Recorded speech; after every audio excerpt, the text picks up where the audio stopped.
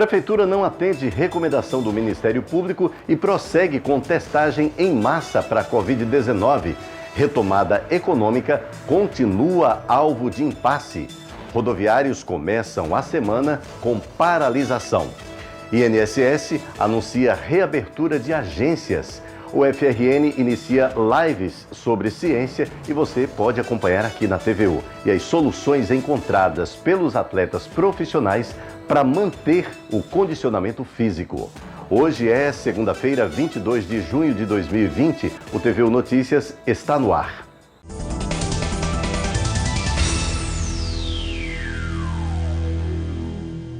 O Ministério Público Federal e o Ministério Público do Estado recomendaram à Prefeitura de Natal a suspensão de testes rápidos para a Covid-19 em sistema de drive-thru, mas a Prefeitura não acatou a recomendação. A recomendação do Ministério Público é que os testes sejam priorizados em profissionais da saúde, da segurança pública e pacientes do grupo de risco. De acordo com o órgão, a inexistência de cadastro ou agendamento prévio para o drive-thru dificulta a triagem dos casos prioritários e descumpre a própria nota técnica da Secretaria de Saúde de Natal. A Procuradoria da Saúde do Ministério Público recebeu relatos de pessoas que estão sendo testadas mesmo sem a adequação aos critérios, sobre a justificativa de que já aguardavam há várias horas na fila e não aceitariam deixar o local. Só nessa última semana, a Prefeitura de Natal realizou mais de 5.000 testes rápidos na Arena das Dunas.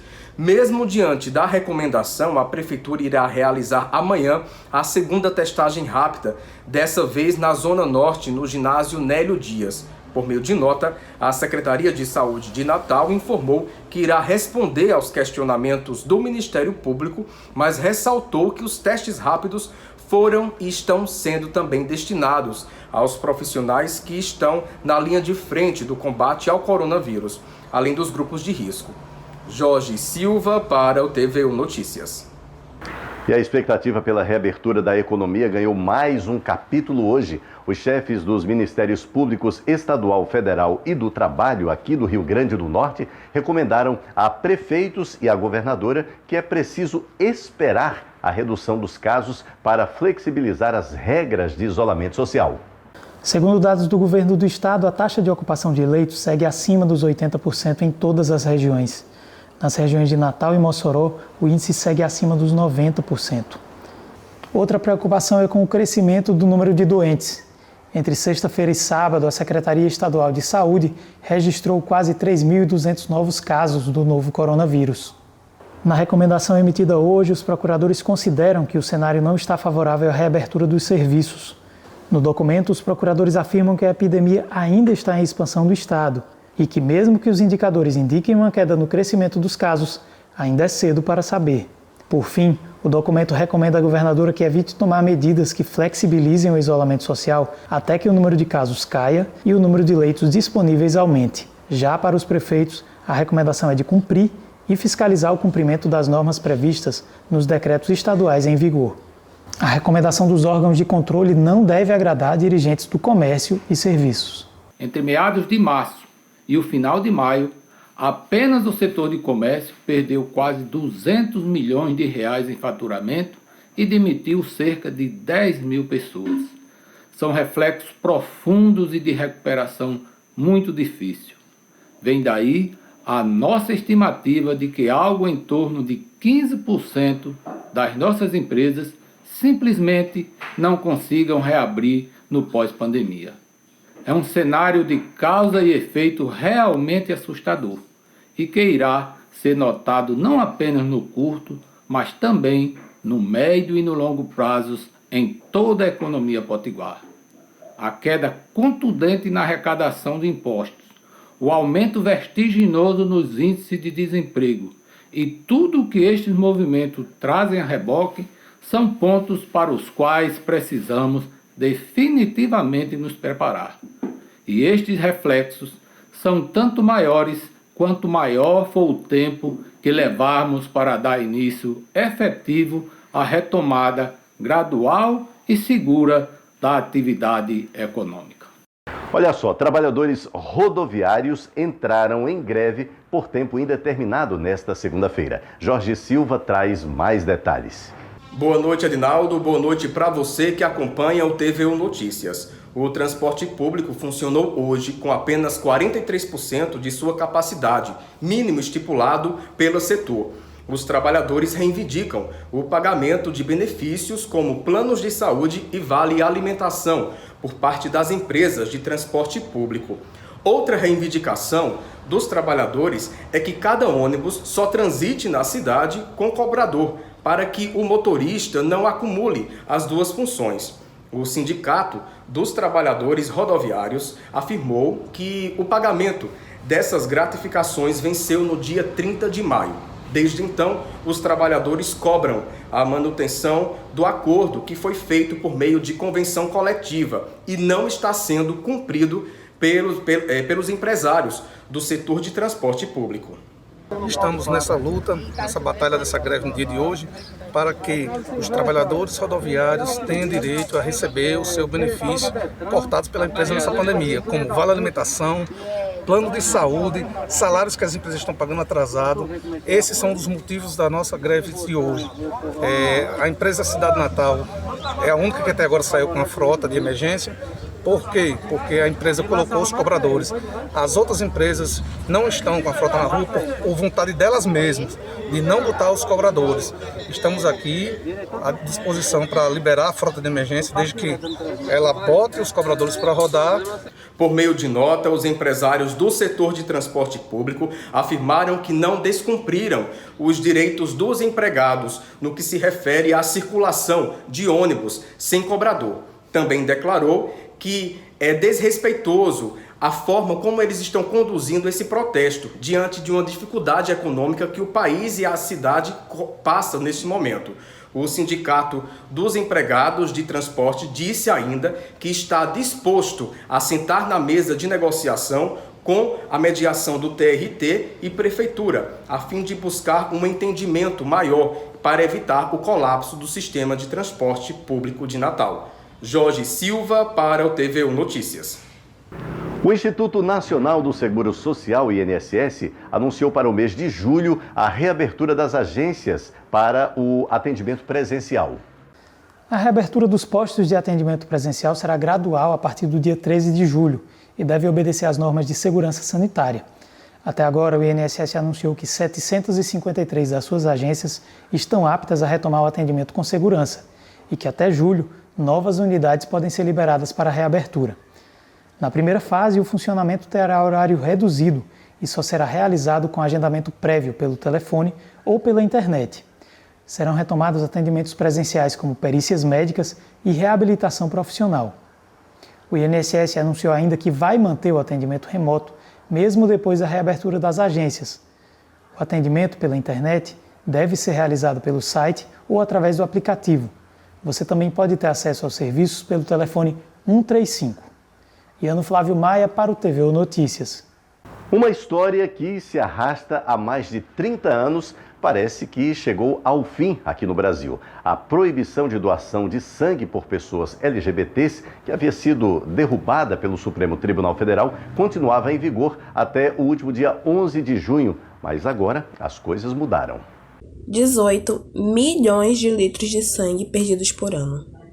Essa é a estimativa da ONG All Out, que calculou a quantidade média de sangue que deixa de ser coletado de homens gays no Brasil e, por consequência, deixa de ser recebido por quem precisa.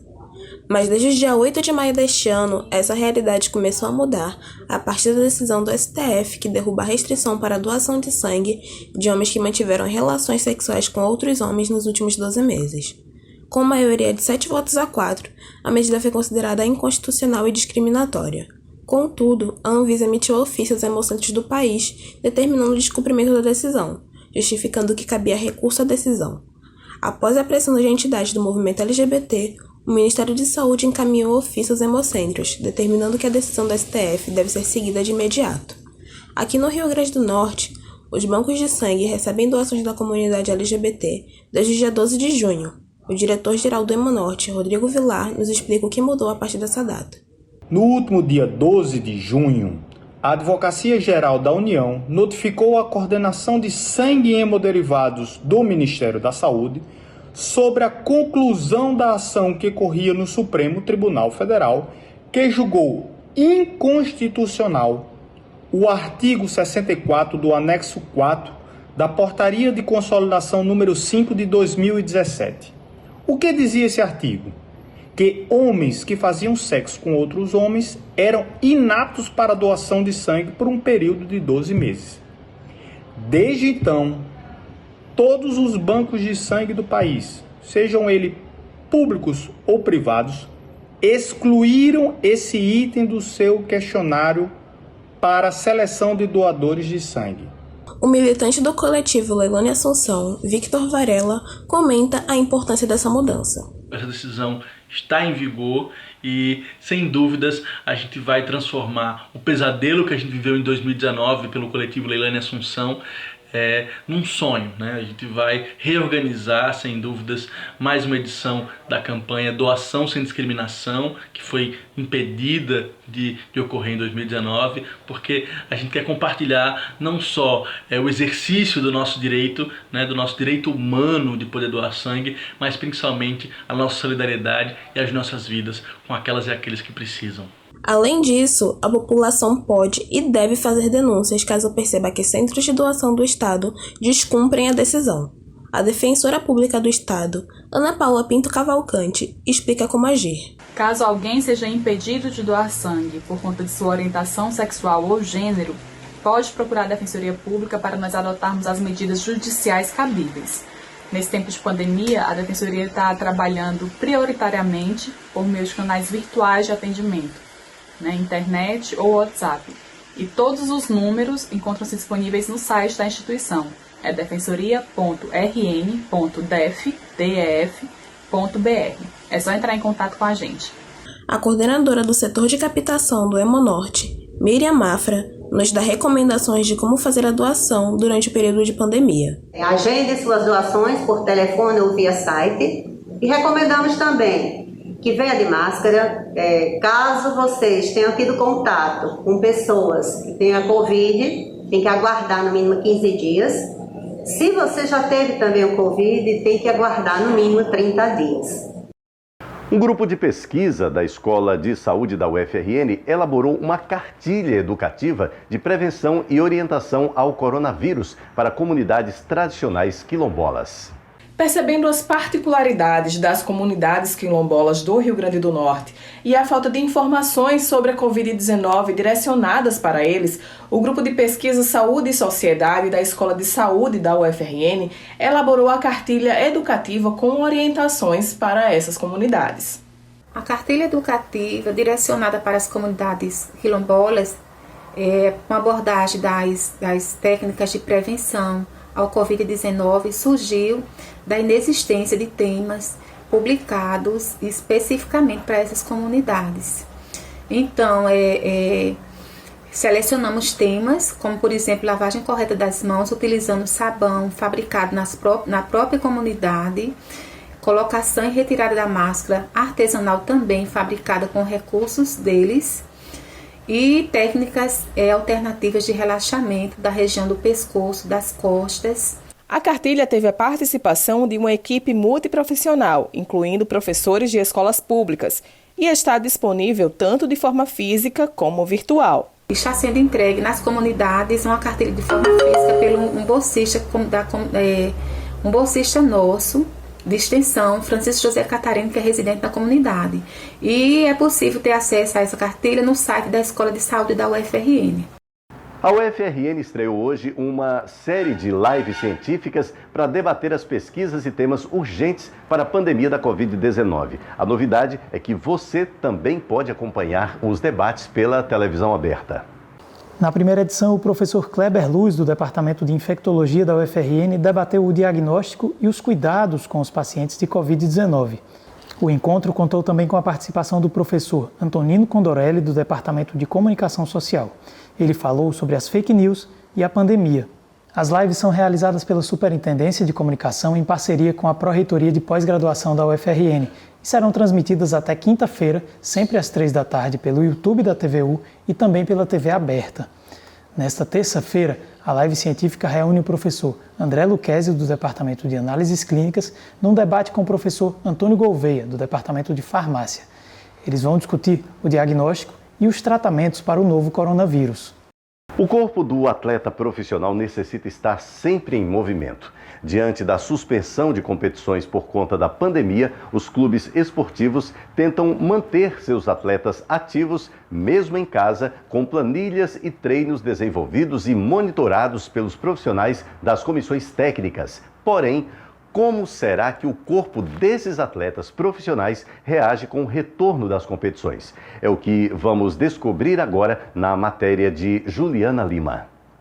Durante o período de inatividade, o corpo de um atleta reage de maneira diferente do de outras pessoas, mesmo daquelas que são fisicamente ativas. O declínio da performance física é bastante acentuado, mas os profissionais que dão assistência aos atletas buscam sempre trabalhar com os pontos positivos. O atleta ele consegue progredir de treinamento num período mais curto. Ele já tem uma estrutura física apropriada e que já vem há anos sendo trabalhadas para chegar a esses níveis de desempenho. Então, são memórias musculares, são genéticas, são todo um histórico como atleta que faz com que ele chegue de uma forma mais rápida ao pico do seu desempenho físico. E é isso que vamos tentar fazer assim que retornar às atividades normalmente. Nesse período de inatividade, as planilhas de treinamento não seguem um modelo único, diferente de quando se tem uma pré-temporada planejada. Os clubes ficaram responsáveis pelos seus planejamentos seguindo os decretos dos estados ao qual pertencem. Muitos atletas buscaram auxílio para a manutenção da parte física. Ao solicitarmos que eles nos enviassem os planejamentos dos clubes, a gente percebia que ainda não existia algo padronizado, né? Cada clube, né, seguia um modelo, um padrão, porque não tem como planejar de forma precisa para isso. Observe bem que numa pré-temporada você sabe que vai ter 3 semanas, 4 semanas de pré-temporada, 15 dias, então você tem como planejar algo específico dentro de um período específico. Muitas vezes aqui a gente ficou refém de decretos. Se o decreto renovasse por tantos dias, o planejamento do clube lá ia passar para o atleta de tantos dias. Se era lockdown no local, ia ser um período mais um pouco diferente. Sem dúvidas, as lesões musculares serão uma grande preocupação no retorno das atividades esportivas. Os profissionais da área de saúde que fazem parte das comissões técnicas dos clubes precisarão trabalhar em conjunto para evitar ao máximo a perda de massa muscular. Então, 2 pontos principais. O primeiro, monitoramento das cargas. Volumes e intensidades adequados vão fazer com que a gente diminua bastante o índice de lesões. E o segundo é o processo de recuperação. O processo de recuperação será fundamental para a gente ter um controle maior sobre essas lesões. Quando eu falo em recuperação, eu falo de todo um complexo, onde temos fisioterapeutas, nutricionistas, trabalhando em conjunto para deixar o nosso atleta apto de uma sessão de treinamento para outra. Desacelerar a perda. A perda ela ia acontecer, ela aconteceu, mas ela pode ser uma perda muito acentuada e ela pode ser uma perda mais gradual, de forma mais controlada. E sempre pensando de que quando isso tudo passasse, quando os atletas voltassem, eles teriam que estar em condições de receber a carga de trabalho que normalmente é bem intensa nessa volta. Então a preocupação maior é com esse trabalho de minimizar risco de lesão e de gerar uma perda gradual, não uma perda tão acentuada. O período em que estamos vivendo dificulta o trabalho de todos os profissionais da área do esporte e, com isso, algumas estratégias são criadas para minimizar qualquer dano. Estamos com 2 vertentes principais do nosso trabalho. A primeira é as nossas estratégias, nosso plano de ação, a organização de como será esse retorno aos treinamentos, fazendo com que o nosso atleta volte de uma forma mais segura, que a gente possa dar confiabilidade ao trabalho, já que a gente sabe que esse período inativo vai trazer grandes prejuízos. E a segunda vertente é o seguinte, é o nosso acompanhamento dos treinamentos à distância. Estamos utilizando várias escalas subjetivas de esforço, recuperação, para tentar acompanhar o nosso atleta de uma forma mais segura e tendo em vista que a literatura já nos dá grandes valias desse trabalho, pensando de uma forma subjetiva. Existem diversos tipos de exercícios que podem ser adaptados e feitos em casa, com a utilização de poucos materiais. Então são muitos exercícios que não precisa de tantos equipamentos como um salão de musculação normalmente você tem.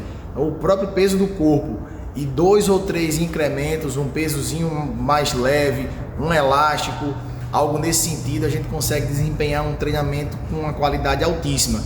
Então os atletas, quando chegaram no Natal, alguns a gente emprestou alguns materiais para eles terem em casa, outros já tinham algum tipo de material e conseguiram contemplar bem essa parte de treinamento, pois nunca foram presos só àquele treinamento que tem que ter muita carga, muito peso. Porque nem tudo no treinamento físico, na preparação física é só carga. Você tem que saber manipular as variáveis de treinamento.